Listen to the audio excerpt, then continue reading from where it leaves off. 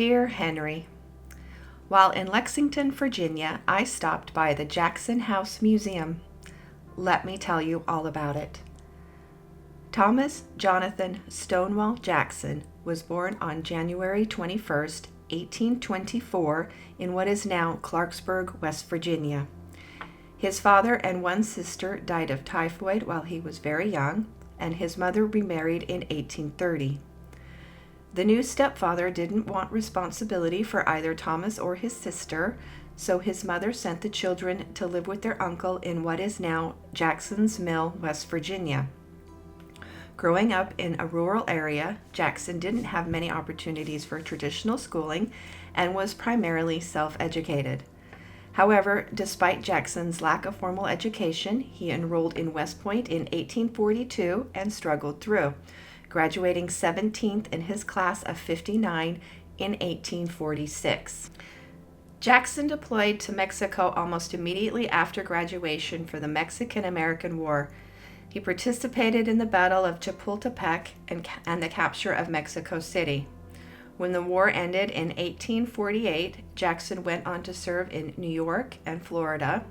He left his service with the U.S. Army in 1851 to pursue a teaching career at the Virginia Military Institute, and he married Eleanor Junket in 1853. Tragedy struck 14 months later when Eleanor and their unborn child died during childbirth. Devastated, Jackson took a sabbatical for 2 years from VMI to tour Europe and to recover from his sadness. In 1857, Jackson married again, this time to Mary Ann Morrison. Sadly, the couple lost their first child shortly after birth. However, in 1862, the couple gave birth to a healthy girl named Julia. The couple bought their house in downtown Lexington, Virginia, a short distance from the Virginia Military Institute campus, in 1858.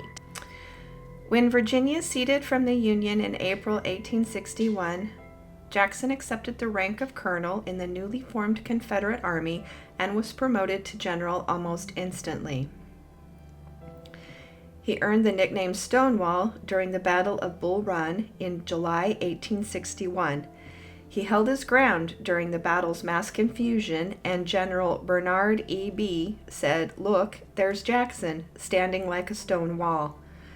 The nickname stuck, but Jackson was never a fan of it. General Jackson made a name for himself with the Shenandoah Campaign in the spring of 1862 and cemented his reputation as one of the world's great generals. During this campaign, General Jackson defended Western Virginia, preventing Union troops from taking Richmond, the Confederate capital, with an army 1/5 the size of the opposing force. That summer, General Jackson joined Confederate General Robert E. Lee's troops, and the pair proceeded to further the Southern cause in the Second Battle of Bull Run, the Battle of Antietam, and the Battle of Fredericksburg.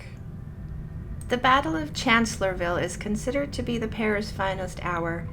Here, Union General Hooker tried to push back the Confederate Army to Fredericksburg using a force of 130,000 Union troops.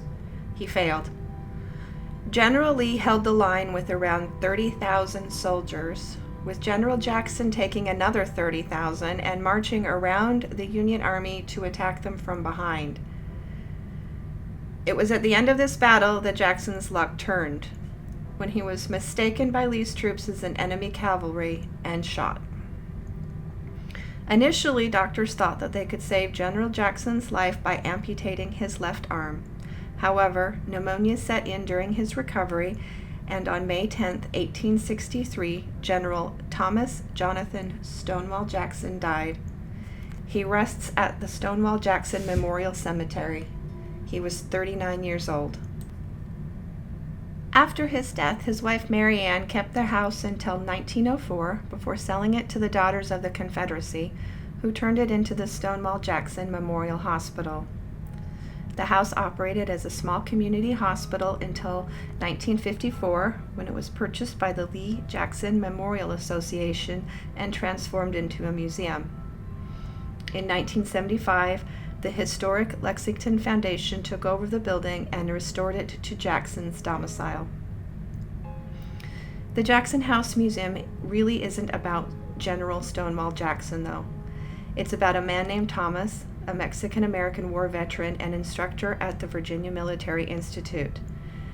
A man who played practical jokes on his wife, who danced polka in his living room, who maintained a large garden and ran a Sunday school for black children in Lexington, which was an illegal practice at the time. It's about a man who never expected to return to war until Virginia ceded. I still don't completely understand the cause of the Confederacy and will always probably be 100% Yankee. However, the Jackson House Museum offers a different narrative of slaveholders than the ones found in 12 Years a Slave and Incidents in the Life of a Slave Girl. The Jacksons cared deeply about their enslaved people, which seems like a weird incongruity, but when Lexington was burned to the ground by the Union Army, it was the formerly enslaved members of the community who deceived the Army about the location of Jackson House and who are the reason that the house still stands today. The house is really an amazing bit of history. It gives you much to think about.